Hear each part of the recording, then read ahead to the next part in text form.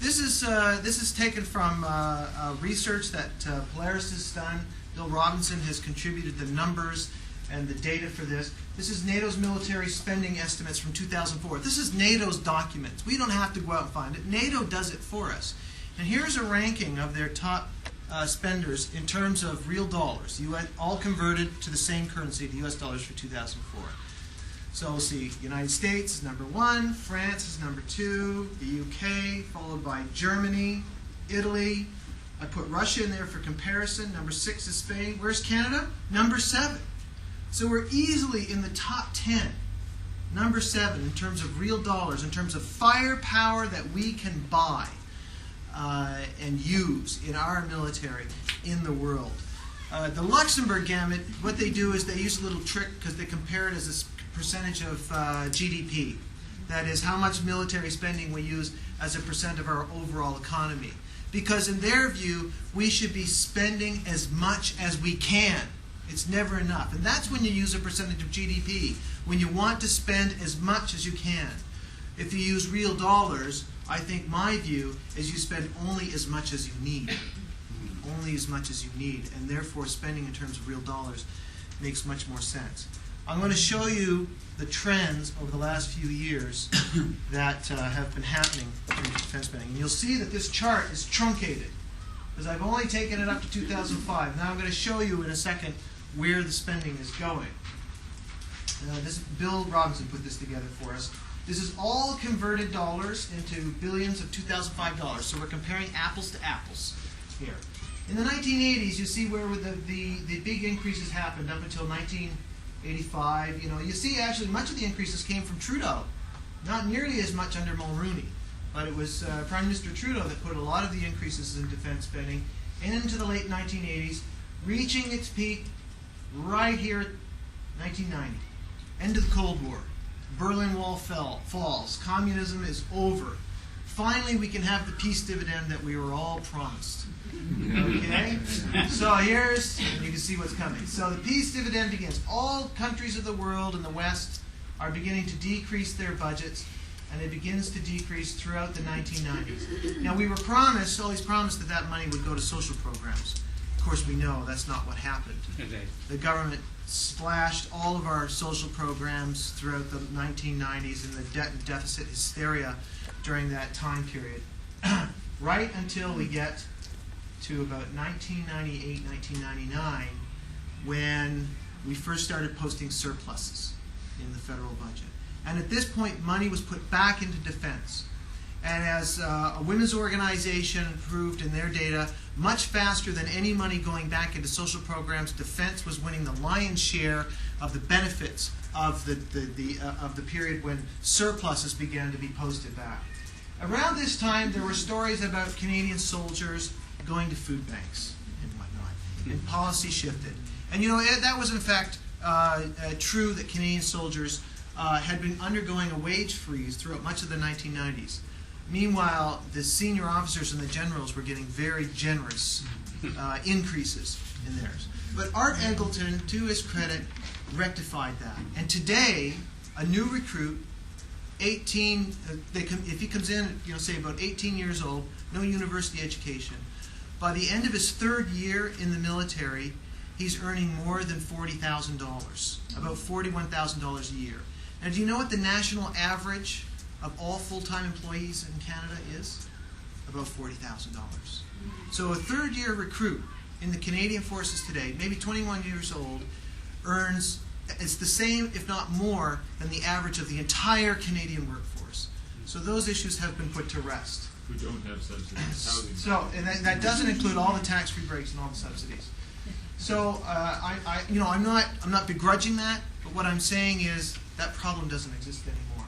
So we have increases going right through every year throughout 2000 until this period. There was a major shift in 2005 with the Liberal budget, put $12.8 billion in over 5 years. The Conservatives are implementing the Liberal plan, topped it up by $5.3 billion. Let's see what it does to the chart. By the end of I'm going to put the next chart, will show by the end of the decade of where defense spending is going in Canada, off the scale. That's where Canadian military spending is going. See, part of this is about transforming, and Walter talked about transformation, making our military more useful to the United States in terms of the war on terrorism. Military spending is required to fuel that integration with the United States. It costs billions of dollars to be able to do this. And this is where the spending is going, and I'm going to get to that in a second. By comparison, so this is the Conservative election pledge. It's actually their plan. This is from their actual budget figures as well.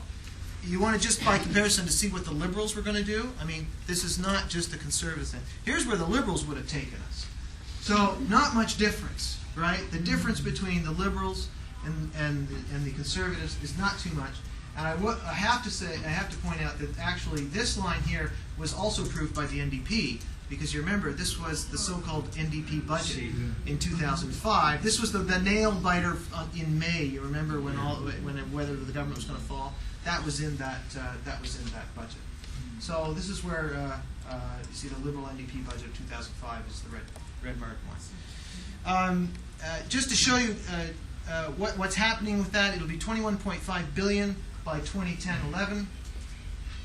It's an increase of 43.3% over current levels of spending, 36.2% higher than at the end of the Cold War, the highest amount of spending since World War II, surpassing anything we spent during the Cold War. Now, I seem to remember we spent an awful lot of money to defend ourselves against thousands of Russian ICBMs and nuclear submarines that were prowling out there, and thousands of tanks that were ready to roll across Europe. You know, how many nuclear submarines does Al Qaeda have, Peter? You know, I don't know. Are they off the coast? Are they going to roll into Europe? But yet, that's what we're spending. Just quickly, I'll just show you the trend. Bill's compared spending. He's evened it all out between Canada and the United States, and this tracks the changes in U.S. and Canadian military spending. So he set a baseline and then measured how the American budgets have gone up and gone down, and put Canadian increases and decreases. And what's fascinating about this, going from 1947, right after the Second World War, up until projection 2009, you see Canadian military spending, which is green, and American military spending, which is blue. It follows just about the same trend all the way through that time period, with the exception of right here. Does anyone want to guess what that time period marks? Vietnam. Yeah. That's right. The Americans went into Vietnam, cost a fortune. Canada didn't. We saved a bundle. And we made a fortune, too, selling them arms, too. We made a bundle. And body bags. Yes. And so, and chemicals and everything else. Now, if you get into the 90s here, 2001 going up, you'll see American defense spending going up rapidly after September 11th. Canadian spending sort of moving higher, but not nearly at the pace. But here we add the projections of that, and you see what's happening? We're catching up with the Americans. That's why we have these such huge increases. And in fact, Bill's data shows we're actually increasing at, in fact, a steeper rate than the American military spending is. And we're going to have some higher increases. So in fact, even though we didn't go into Iraq, you know, we think of here, we didn't go into Iraq, we're spending as if we had. We released a report on May 17th. Some folks may have heard about this, called Boots on the Ground. This all came from an activist organization who sent me an email and said, how much money have we spent on the military intervention in Afghanistan since 9/11? And I said, that's a really good question. I don't know what the answer to that is. I wonder what that figure was.